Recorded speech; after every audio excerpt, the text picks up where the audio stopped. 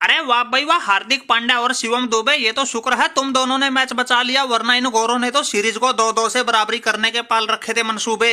ये फिरंगी जैसे तैसे करके तीसरा T20 तो जीत ही गए थे, लेकिन इन्होंने हमारी टीम की हालत खस्ता चौथे मैच में भी कर दी थी।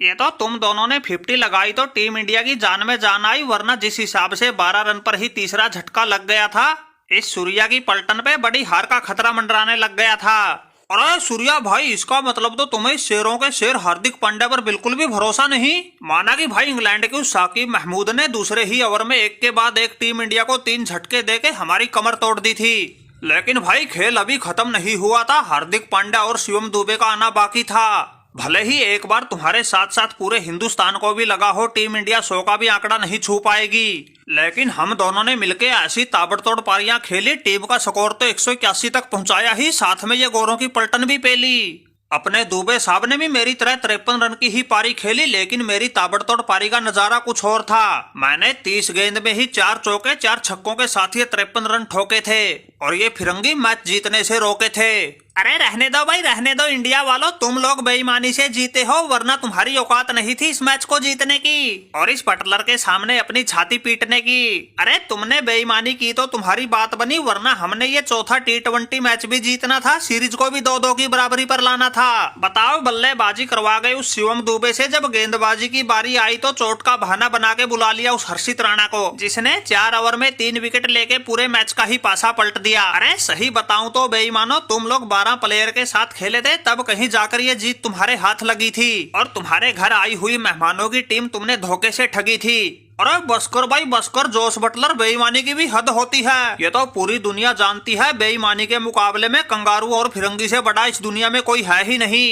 अरे कुछ एक साल पहले जिस इंग्लैंड ने बेईमानी करके न्यूजीलैंड से वर्ल्ड कप ही छीन लिया था, आज वो हम पे आरोप लगा रहे हैं। इसलिए बटलर भाई सोच समझ के बोलो, बताओ हमने कौन सी बेईमानी की? हमने तो नियमों का पालन करके मैच जीता है, तुम्हारी तरह किसी को बेईमानी से धोखा नहीं दिया। जब बल्लेबाजी करते हुए हमारे शिवम दुबे के सिर में गेंद लगी तो हमें गेंदबाजी के लिए हर्षित राणा को बुलाना पड़ा। इसी सीरीज के 3 मैच पहले भी हो चुके थे, हमने ऐसा कुछ उनमें तो बिल्कुल भी ना किया। ये तो इस मैच में हमारा प्लेयर घायल हुआ तो हमने उसकी जगह दूसरा प्लेयर बुलाया। और रही बात भाई तुम्हारे एतराज की, अगर तुम्हें इतना ही एतराज था तो जब हर्षित राणा आया तुम उसी समय लगाते, मैच रोक देते, अपने एतराज को अंपायर के सामने जताते, लेकिन नहीं, तुमको तो सिर्फ बहाना चाहिए। अगर हर्षित राणा की पिटाई हो जाती, तुम्हारी टीम जीत जाती तो तुम कुछ ना कहते, लेकिन जब उसने 3 विकेट लेके मैच का पासा पलट दिया तो तुम्हें एतराज हो गया। अरे वाह भाई वाह फिरंगी, ये तो वही बात हो गई, नाचना आए आंगन टेढ़ा। अरे सूर्या भाई, क्यों इसके चक्कर में पड़ते हो? ये बटलर बेचारा तो हार पचाने का बहाना ढूंढ रहा था, और वो इसने अच्छे से ढूंढ लिया। हर्षित राणा की तनतनाती गेंदबाजी और शिवम दुबे की टांके तोड़ बल्लेबाजी इन फिरंगियों से हजम ना हो रही, इसलिए ये जुल फजूल की बातें बना रहे हैं। इस शिवम दुबे ने ऐसे थोड़े ही पूरा एडी चोटी का जोर लगाया था। हमने 53 रन की पारी खेल के टीम इंडिया को मैच भी जितवाया है, मैन ऑफ द मैच पर भी कब्जा जमाया है, और इस सीरीज जिताऊ मैच में अपने पांडुरंगा ने भी बड़ा अहम रोल निभाया है। इस सीरीज के 4 में से 3 मैच तो हमने जीत ही लिए। अब 2 तारीख को होने वाले 5वें T20 को और जीत के इन फिरंगियों का 4-1 से सुपड़ा साफ कर देंगे। फिर इनकी ठुकाई 6 तारीख से शुरू होने वाली वनडे सीरीज में करेंगे।